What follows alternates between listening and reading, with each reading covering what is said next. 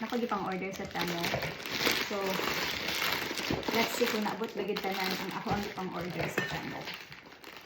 Kanita is for sa akong work, school. So, dagan ko na siya akong i-order.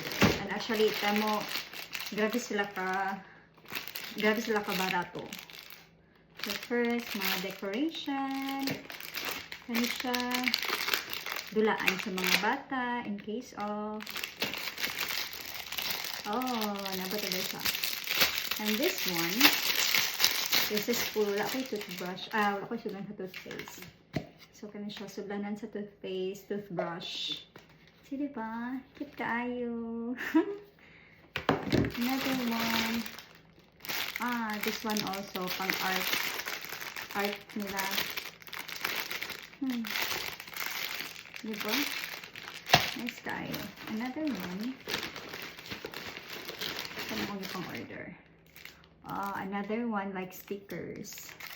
Ano po niya akong di-order. Tanaw na pa kung naabot bagid siya. Tanan. Kaya I think akong di-order is 11 items. So we will see.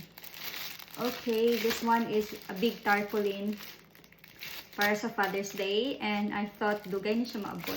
Pinakabutang ito pre-order but i-appeal nila. Which is super nice ang quality niya guys. This is a coloring and tracing mga letters. And i-color po nila ang mga pictures. So, look natin siya. This one is for the Mother's Day tarpaulin. So, at least, magamit na ko siya.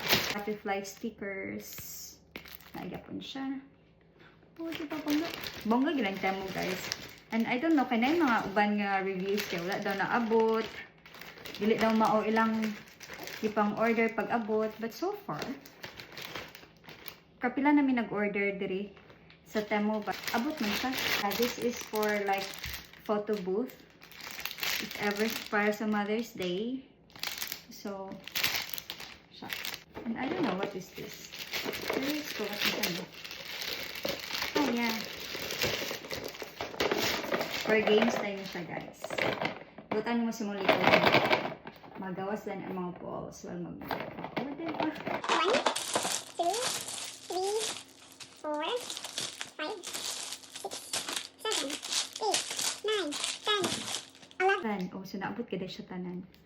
So, imagine, thanks Temo.